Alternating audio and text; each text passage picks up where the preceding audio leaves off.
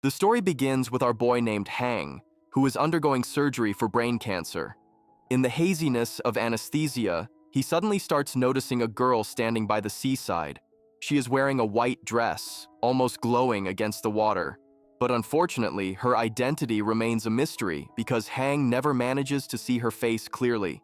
When the surgery ends successfully, Hang returns to the hospital after a long time with his mother, where the doctor explains that things are stable for now, but the tumor still has the potential to grow again, so regular hospital checkups are non-negotiable.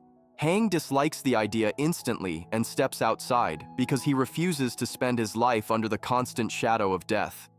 Just then, he notices a small girl who also has cancer. She is cheerful, clinging to her father, while he tries to keep her entertained.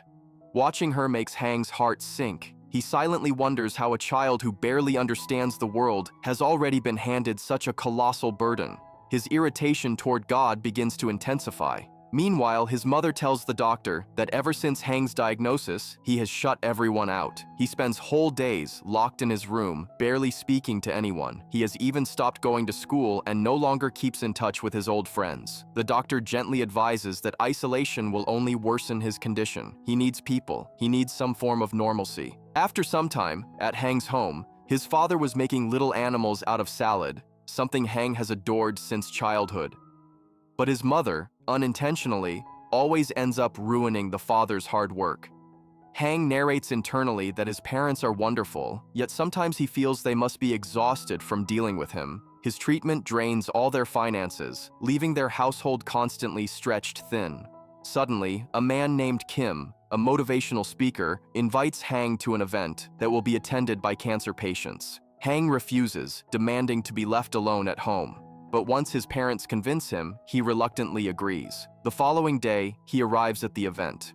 Kim is dressed in a quirky costume for his speech, and he hands Hang a wig to match. Hang begins video calling his mother, showing her the entire venue until he accidentally bumps into a girl in a full-body costume. His phone slips inside the costume, and as he awkwardly tries to retrieve it, the girl, whose name is Lou, firmly tells him to keep his distance.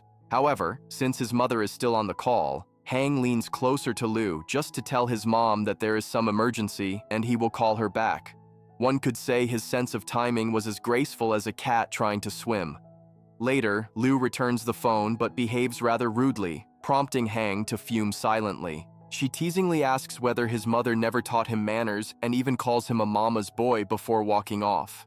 When the event ends and Hang's mother arrives to pick him up, he spots Lou through the window and immediately ducks to hide. His mother, who has met Liu before, cheerfully calls her over and offers her a ride home. In the car, Liu chats comfortably with his mother, while Hang continues pretending she doesn't exist. His mother clearly hopes the two will become friends. After much nudging, Hang reluctantly greets Liu and blurts out that he has cancer, assuming she'll now prefer to avoid him.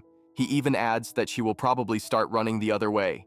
Liu laughs and casually asks which stage his cancer is at. When he says the second stage, she remarks that she was in the second stage when she was 5 years old, so she is technically ahead of him in the cancer race. This was one of those moments where life slapped him with irony so hard that even the universe probably chuckled quietly. Hang is stunned. He cannot comprehend how this girl, despite having cancer, manages to remain so carefree and spirited. When Liu gets out of the car, his mother bursts into loud laughter and tells him he should learn from such a positive girl. After reaching home, Hang searches for Liu on social media. He finds her live video, where she prepares health-related drinks and shares tips for cancer patients. He watches intently as she describes the previous day's event and mentions that motivational speakers will be attending again. Determined to see her once more, Hang decides he will attend the next event too. The next day, he arrives at the venue where a writer named Kang is speaking. Kang encourages everyone to buy his book and reminds them to always keep a spark of hope alive because miracles, however rare, are not impossible. Then he invites the audience to share their personal feelings on stage. One by one, people begin stepping forward to express their emotions. When Hang's turn finally arrived, he chose not to share anything personal and instead began exposing Kang's cunning intentions. He explains to everyone that this man was simply there to sell his books and had absolutely no interest in anyone's stories, which is why people should stop handing out their deepest feelings like free samples at a supermarket. Kang grew furious, and even Liu stood there shocked, unable to believe what Hang was doing because she had invited Kang with great difficulty. So naturally, a fresh argument erupted between Liu and Hong in front of the entire crowd before Hong stormed out in anger, only to receive a call from Liu later while he was at the market with his mother, where she admitted that he had been right. Kang truly wasn't a good person. Because after he left, everyone appreciated what he had said, and a company making a documentary about cancer patients now wanted to interview him. Though he refused at first, he agreed once Liu persuaded him, partly because this gave him another excuse to see her. And so the next day the interview began, where he was initially extremely nervous, but eventually spoke confidently thanks to Liu's encouragement. And afterwards, when he made the same health drink for her that she had demonstrated on her live stream, she instantly realized he had been secretly watching all her videos and following her. This left him awkwardly silent because honestly, what was he supposed to do? Deny the obvious when he had practically memorized her recipes? But she simply smiled and walked away. The following day, while he watched another one of her live streams because at this point observing Liu had practically become his new part-time hobby, she messaged him asking if he would like to go out for dinner, which made him ridiculously happy, and he went to pick her up from her home, where he saw her father's garage filled with people frozen in place until Liu arrived. Liu scolded them affectionately because she knew they were cheating in whatever game they were playing, leaving Hang amazed at her warm bonding with everyone and how naturally they obeyed her cute commands. After which he met her father, and the two got along well, and then he followed Liu to her room where they talked comfortably until he asked whether her hair had been shaved before surgery. And she explained that yes, but that was 10 years ago, and she was completely fine now, just occasional health issues. Soon afterwards, the two went out where she stuffed herself with junk food and soda, insisting on Hang eat as well. But he hesitated because his mother never allowed such things due to his condition. So Liu told him that since both of them were destined to die someday anyway, they might as well live well and eat what they love, which surprisingly lifted his mood, and he joined her in devouring everything. And later that night, while they sat together talking alone, he told her about the girl in a white dress he had seen during his surgery when he was suspended between life and death. He admitted that he had no idea who she was, but felt she might represent his future, and he only wished he could have seen her face. Hearing this, Liu gently responded that there is no such thing as the future, and people should learn to live in the present. When she dropped him home and they stood outside saying goodbye, his parents secretly spied on them trying to figure out what was happening between the two, and when he happily danced into the house, he froze upon seeing his delighted parents celebrating the fact that he had finally made a friend. And the next morning during breakfast, he kept waiting for Liu's message. And the moment she texted saying she wanted him to meet someone, he dashed out of the house with the speed of a rocket. Liu introduced him to a gym trainer to improve his health, but Hang felt uncomfortable because she was happily chatting with the trainer, and they even exchanged numbers. And when Hang spoke of wanting to travel the world, the trainer mockingly told him he could never do that because he was too weak. This angered Hang, and he tried showing his strength but failed miserably. And as he stormed off, Liu tried to stop him and scolded him for displaying unnecessary attitude. This prompted him to accuse her of messaging everyone and collecting numbers, implying she probably called them too. These words hurt her deeply, and she walked away in anger, and for days they didn't speak until Liu suddenly messaged him again, sending him sprinting out of the house like a rocket once more. She took him to a place where he could experience every adventure without traveling anywhere, and he enjoyed it immensely as they simulated Iceland, recreated a beach atmosphere inside the garage, and even climbed long artificial mountain trails together, feeling each adventure as vividly as if they were truly there. Then the two of them lay down in the sand, experiencing the warmth of the desert, and later splashed into the water to play both endlessly happy, feeling every adventure they had ever wished to live. Soon they sat near a place where many elderly couples were dancing together, and Liu suddenly pulled Hang into the crowd, making him dance too, and for the first time he was dancing with genuine joy, his heartbeat racing as he thought that this was exactly how he had always wanted to live, but never could. And now because of Liu, he finally could, completely unaware that she had become incredibly special to him, someone he now liked far more than he intended to. The next day, they were at a restaurant eating when Hang spotted a poster showing the exact place he had seen in his dreams. And when Liu showed the poster to the owner and asked about the location, the old man was just about to speak when Hang's health suddenly deteriorated, his hands shaking and his entire body trembling, leading to him being rushed to the hospital where the doctors examined him and revealed that his cancer was progressing again. Though the final reports were pending, news that devastated his parents. At his grandmother's birthday celebration, where all the family members secretly sent him outside and spent a long time discussing what to do, ultimately they all decided that they would contribute money for his surgery and even sell their village land if needed, causing his father to break down emotionally, and seeing the family's support made Hang emotional as well. Hang back inside and thank everyone respectfully. Meanwhile, Liu was waiting outside his house for him because ever since he fainted at the restaurant, he hadn't contacted her or replied to her messages, so she demanded to know why he was behaving like this and whether they weren't friends, but he responded rudely again. He even asks why she was bothered and who he even was to her. These several hurtful things broke her heart and made her walk away silently. Later, guilt consumed him, and when he checked his phone, he was shocked to discover she had blocked him everywhere, as if she had vanished from his life, leaving him distressed, as though he had lost the very reason he stayed alive, and he began drinking heavily at the same spot he had once visited with her, then went to her house and banged on the door like a man possessed until she finally stepped outside in the heavy rain, telling him to leave, but he refused and begged her to unblock him, pleading for forgiveness. He confessed that she was the person who made him feel normal again when he had been drowning in helplessness and self-loathing, admitting that because of her he could feel alive.